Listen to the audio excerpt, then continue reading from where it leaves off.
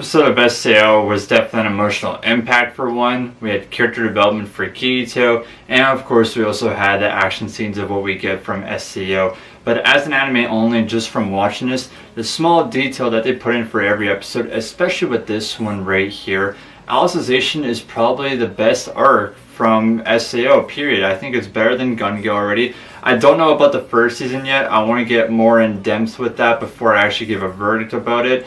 But it's getting up there, and I think this is just wonderful of how they're progressing the story and really what time they're taking into this, like their time and effort and just the small details of really diving into these characters, introducing them and experiencing their impact and what they are going through. I think that's what Alicization is telling us, and I'll say it right now that it is the best season of SAO, and we're only on 8 episodes. Welcome everyone to, of course, my SAO Alicization review. Today everyone, we're on episode 8. Swordsman Pride is the episode name. So I'll start from the beginning of the episode as usual. So we get the Volo and Kirto fight that we have been waiting for. Of course, if you watched episode 7, this is a fight that we really wanted to see, because knowing from SAO, if you love the action, the battle, you know, I guess the swordsman versus swordsman, we know that SAO could really deliver that 100%, especially the animation, and even with taking from ordinal scale to this one, it's just going to look beautiful. So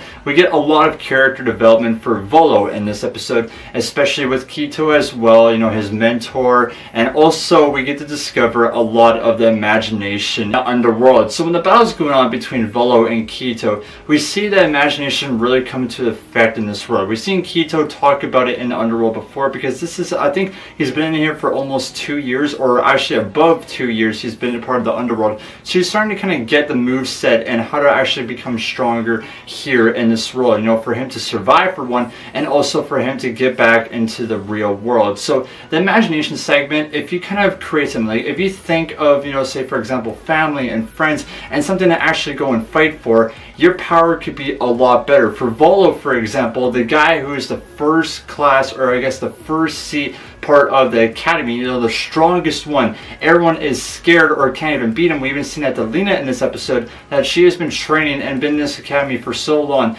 but she has yet to, you know, actually beat Volo, just because she thinks that she can't beat him. You know, that's always her priority, is when she's going against Volo, she doesn't have the courage or to stand up to actually fight him, and also to even beat him. But within this episode, Volo, he has a lot of his family legacy tied to him. We get to discover why he is this powerful and why he's the first seed in the first place, because with this family legacy and how he begins his sword is every time he attacks someone with his real sword, or even battling for example, he would kind of feed off your energy and make it his own. And that's why when we see Kirto versing him and all those shadows right behind Volo, that's all the family and the people that he versed, you know, that's kind of his imagination, you know, his power to grow more throughout the universe here of the UnderWorld. But Kirto also has a thing as well, and how to become strong as well, because that's Volo's past. That's what Volo is carrying within him. But with Kirto, it's something more important right here. He has, you know, even though Yu-Gi-Oh is here, and of course he's saving Alice and trying to get out of here, he has friends and family back at home, as we've seen in the flashbacks with his little sister. We see Klein, we see Sinon, and even his future wife Asuna in this episode, you know, just for him looking that he needs to battle on. He needs to defeat everyone in this world to get back to the real world, to potentially see Asuna and his family here yet again. So that's what Kirto is caring about him. He has that imagination that if he thinks about his friends and family and to get back into the real world, this is going to be his power striking against other enemies. And we see that with Volo, that, you know, Kirto potentially would have won this fight against him, because he has that burden on his shoulders. He has to get out of here to go and see those people again in the real world. But of course it cuts off. We don't really see it there, but of course what we've seen the damage take wise and throughout the episode, we can tell that Kirto won against Volo in this fight. But it also strikes a match into Lena, because Kirto is standing up to Volo and a guy to potentially beat, because Volo was a guy where, you know, he was like a god, for example. No one could beat him. He was a strong individual, and Lena didn't have the courage, you know, to beat him. You know, her imagination wasn't there to give her more power. But even to, you know, her subordinate Kirto, if he can go up against a guy like this and prove to everyone who he is and what his power is like. It sparked a light into Lena, because Lena now can have the courage, the power to go up against Volo and even defeat him. So that was a big impact of what Kirto gave to Lena in this episode, that, you know, even no matter who your opponent is, you have to face them head on to become strong. You have to face them without fear, no matter the individual, no matter what people look up to you, be your own person. So that really sparks into Lena right there, and we even see that in the graduation, you know, exam, you know, kind of her versus Volo. She actually defeated Volo. You know, she finally found that courage and, you know, the power to defeat him, and that was all thanks to Kirto in this episode for giving her that. So that was a really cool thing right there, you know, for Kirto, because he did promise her a few episodes back, or just an episode I do believe now, of, you know, his secret power of what Kirto actually has with the sword. Of course, we see his sword, by the way, which of course it got a lot longer and a lot powerful when he was thinking about his friends and everything, but we finally see that, I guess, in Impact, which is a really cool thing in this episode. But let's dive into the emotional part in this episode. I think this was my favorite part of the episode, truly, 100%.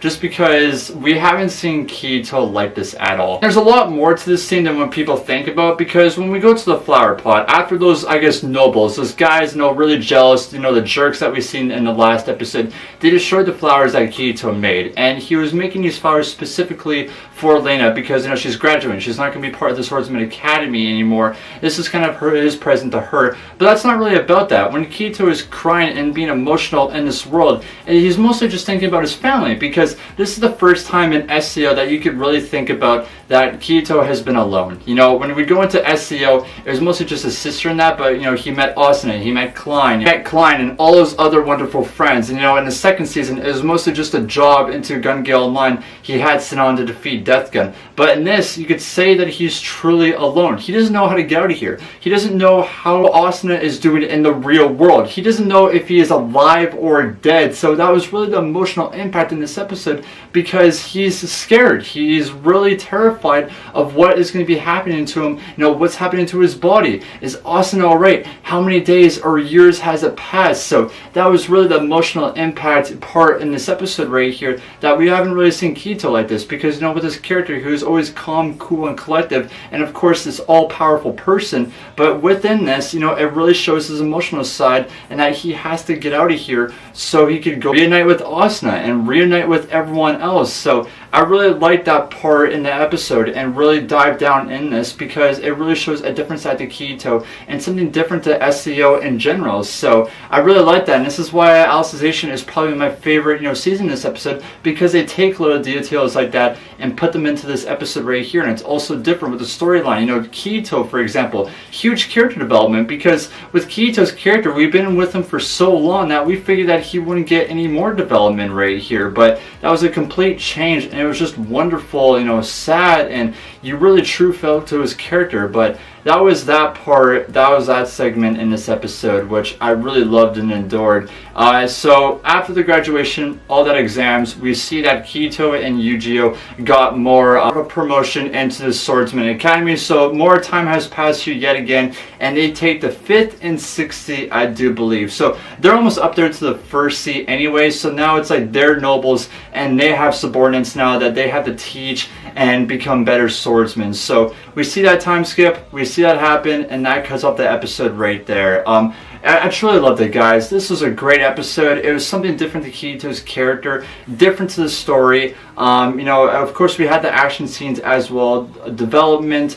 It was truly a spectacular episode, and I think this is what SCO needs, you know, to be more in the future, and I love it. And I can't wait for Kirito's journey to become more, because this is more of a burden to him now than it ever has been in SCO. I think this is something where being in the underworld is more terrifying than SCO, for example, because with SCO you had to complete the game, but with the underworld he doesn't really know what to do. You know, go with the taboo index and maybe destroy it, but he doesn't know for certain that that will actually get him back into the real world or not, or even to save Asuna. So yeah, this is the episode, guys. Episode 8, SCO Alicization. definitely hands down my favorite episode of this season so far. My rank, of course, is going to be a 10 out of 10. It's definitely a must watch, guys. If you love Kirto, if you love character development, if you love the action scenes, if you want to know more into the story of what's going on with Alicization, this is the episode right here. And I can't wait for more. Like, I'm so excited to go into more. Only 8 episodes. There's going to be about 50. And I can't wait for more, guys. I know I'm saying the same stuff over and over, but it's going to be a great season, and how they're playing out, I just want more. But thank you guys all for watching my review here today of this episode. Of course, leave a like, comment down below of what you guys thought of this episode, and of course subscribe to the channel. That'd be greatly appreciated. But either way, ladies and gentlemen, guys, we'll see you everyone for the next SEO episode review. Much love, everyone. As always, have yourselves a wonderful day.